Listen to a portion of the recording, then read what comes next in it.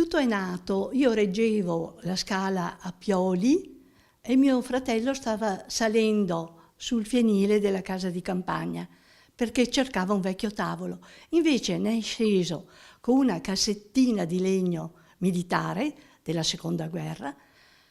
e l'abbiamo aperta sull'Aia, sul Seles, e la nostra meraviglia è stata di trovarla piena zeppa di lettere della grande guerra del nonno e della seconda guerra di mio papà e dello zio. Quindi proprio lì sull'Aia abbiamo cominciato a leggere e ci siamo resi conto di aver trovato una miniera. Una miniera perché tutte queste lettere, cartoline in franchigia, eccetera, ci davano notizia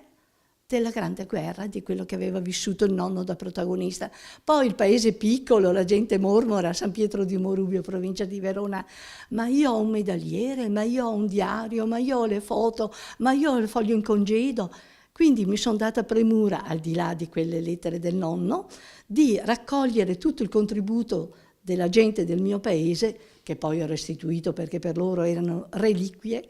di registrare, trascrivere tutto. Quattrociacque si è riferita alle lettere dei soldati di questo paesino della Bassa Veronese perché lì ha trovato motivo per dire che le convenzioni suggerite dalla grammatica e dal manuale di fronte in determinati casi davanti ad esempio ai gruppi P e B,